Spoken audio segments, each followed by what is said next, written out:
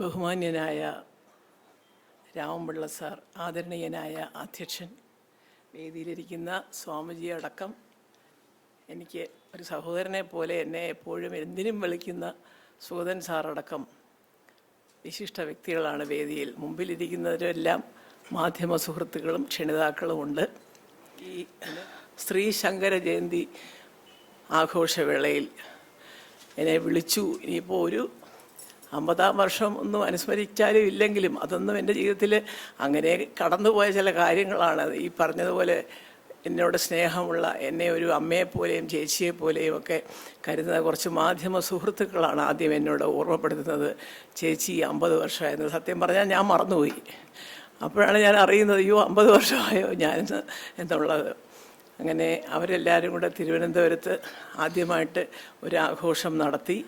എങ്കിൽ പലരും നിങ്ങളിൽ ആരെങ്കിലുമൊക്കെ അതിലുണ്ടാവുമെന്ന് വിചാരിക്കുന്നു. ഫ്രണ്ട്സ് ആൻഡ് ഫോഴ്സ് എന്ന് പറഞ്ഞ് മുഴുവനും മാധ്യമങ്ങളും ചാനലുമാണ് അതിനകത്ത്.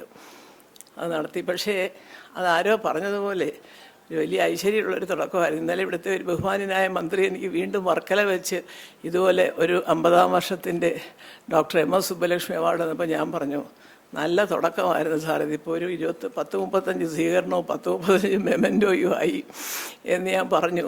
ഏതായാലും അതൊരു ഭാഗത്തിരിക്കട്ടെ. ഇതുപോലെയുള്ള ചടങ്ങുകളിൽ വരാനായിട്ട് പണ്ടും ഇന്നും ഇനി എന്നും ഒരുപാട് ഇഷ്ടമുള്ള ഒരാളാണ് ഞാൻ എപ്പോഴും പറയും. കാരണം ഈ ചരിത്രങ്ങളൊക്കെ ഞാൻ വായിച്ചിട്ടുമുണ്ട്.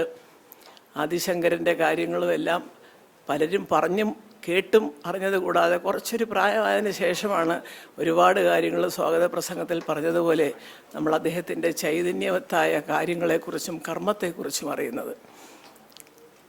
ഒരുപാട് സന്തോഷം.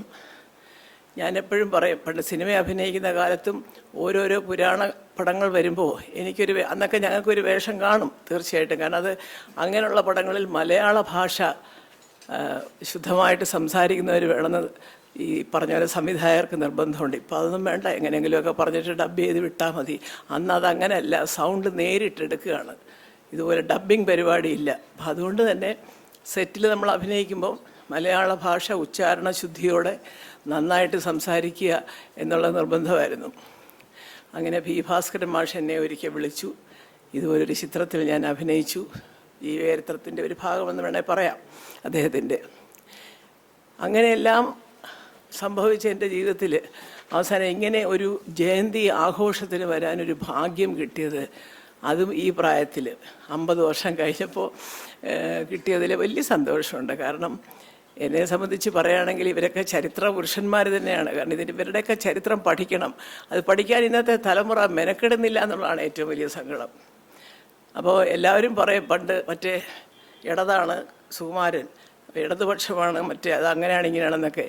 ഒക്കെ ശരിയായിരിക്കാം, പക്ഷേ അത് തെറ്റായിരിക്കാം. എൻ്റെ വീട്ടിലെ ഇല്ലാത്ത പുസ്തകങ്ങളില്ല. എൻ്റെ മക്കൾക്ക് എന്തെങ്കിലും വിവരമുണ്ടെന്ന് ആരെങ്കിലുമൊക്കെ എവിടെയെങ്കിലുമൊക്കെ സമ്മതിച്ചിട്ടുണ്ടെങ്കിൽ അവരുടെ അച്ഛനുണ്ടാക്കി കൊടുത്ത ലൈബ്രറിയിലിരുന്ന് വെക്കേഷന് വായിക്കുന്ന പുസ്തകങ്ങളുടെ ആ ഒരു പേജുകളിൽ നിന്നും കിട്ടുന്ന അറിവാണ്. എല്ലാ മഹാന്മാരുടെയും ചരിത്രങ്ങളും പുസ്തകങ്ങൾ വായിച്ചവർ മനസ്സിലാക്കിയിട്ടുണ്ട്. അല്ലാതെ കഥകളും വായിക്കാറുണ്ട്. നല്ല പുസ്തകമാണ് എന്ന് അച്ഛൻ സർട്ടിഫൈ ചെയ്ത് കൊടുക്കുന്ന പുസ്തകങ്ങളെല്ലാം ഇന്ദിരയത്തും പൃഥ്വിരാജും വായിച്ചിട്ടുണ്ട്. സത്യം പറഞ്ഞാൽ ഒരുപക്ഷെ അതിൻ്റെ ഒരു ഭാഷാജ്ഞാനം ഇന്ന് അവർക്കുണ്ട്. അതെനിക്ക് സന്തോഷത്തോടും അഭിമാനത്തോടും സ്നേഹത്തോടും ഞാൻ പറയുകയാണ്. അല്ലാതെ അവരിൽ നിന്ന് സ്വയം ഉണ്ടായ ഒരു കഴിവ് മാത്രമല്ല, തീർച്ചയായിട്ടും അതുണ്ടാവും. പക്ഷേ എങ്കിലും അതിൻ്റെ പിന്നിൽ എൻ്റെ സുഖേട്ടൻ്റെ ഒരു കാര്യമായ പങ്കുണ്ടത്. കാരണം എനിക്കൊക്കെ, നമുക്കൊക്കെ അന്ന് അമ്മ എന്ന് പറയുന്നത് ട്യൂഷൻ സ്കൂളിൽ നിന്ന് കഴിഞ്ഞാൽ ഹോംവർക്ക് ചെയ്തോ പിറ്റേ ദിവസം പോകാനുള്ള ഇത്രയേ ഉള്ളൂ. ബാക്കി ഒരു എക്സ്ട്രാ നോളജ് അല്ലെ ജനറൽ നോളജ് എന്ന് പറയുന്നതൊക്കെ അച്ഛനിൽ നിന്ന് തന്നെ കിട്ടിയതാണ്. അപ്പോൾ എനിക്ക് വാസ്തവത്തിൽ സുഗതൻ സാറിനോടാണ് ആദ്യം നന്ദി പറയേണ്ടത്. കാരണം എന്തെങ്കിലും നമ്മളൊക്കെ ഒരു പരിപാടിക്ക് വിളിച്ചാൽ, ഇന്നത്തെ കാലത്ത് പല വ്യാഖ്യാനങ്ങളാണ്. എന്ത് വ്യാഖ്യാനിച്ചാലും പ്രശ്നമില്ലാത്ത ആളാണ് ഞാൻ. അന്ന് എൻ്റെ മാധ്യമ സുഹൃത്തുക്കൾക്കറിയാം, എങ്ങനെയൊക്കെ വ്യാഖ്യാനിച്ചാലും അത് വേറെ കാര്യം. പക്ഷേ എന്നെ സംബന്ധിച്ച് പറയുകയാണെങ്കിൽ സുഗതൻ സാർ ഈയിടെ 2-3 പരിപാടികൾക്ക് ക്ഷണിച്ചു. അവിടെല്ലാം എൻ്റെ ഈ ഒരു സീനിയോറിറ്റിയും എനിക്ക് നിങ്ങളോടൊക്കെയുള്ള ഒരു സഹകരണ മനോഭാവവുമൊക്കെ Raman Pillai sir അടക്കമുള്ളവർക്കറിയാം.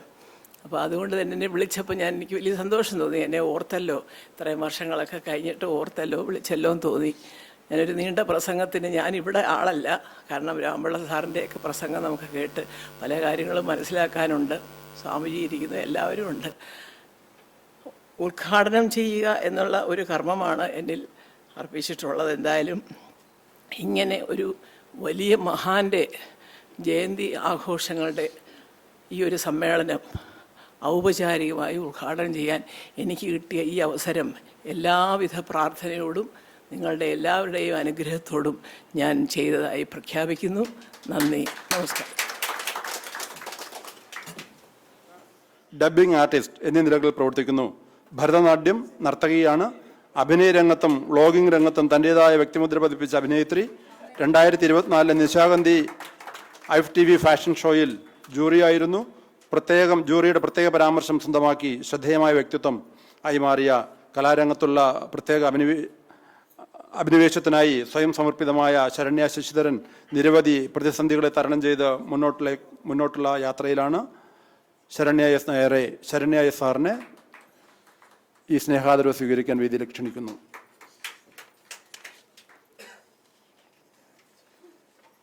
Shanthivila Padmakumar ex service league മുൻ താലൂക്ക് പ്രസിഡന്റായിരുന്നു.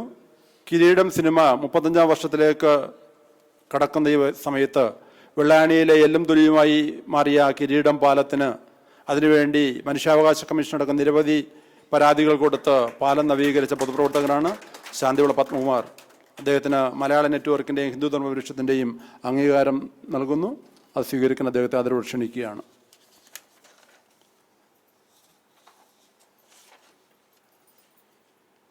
പുരസ്കാര സമർപ്പണം കഴിഞ്ഞു. മുഖ്യ പ്രഭാഷണവും ശങ്കരജയന്തി അനുസ്മരണവും നടത്തുന്നതിന് ശ്രീ K. രാമൻപിള്ള, ഡയറക്ടർ, അരബിന്ദോ പഠന കേന്ദ്രം, അദ്ദേഹത്തെ ആദരവ്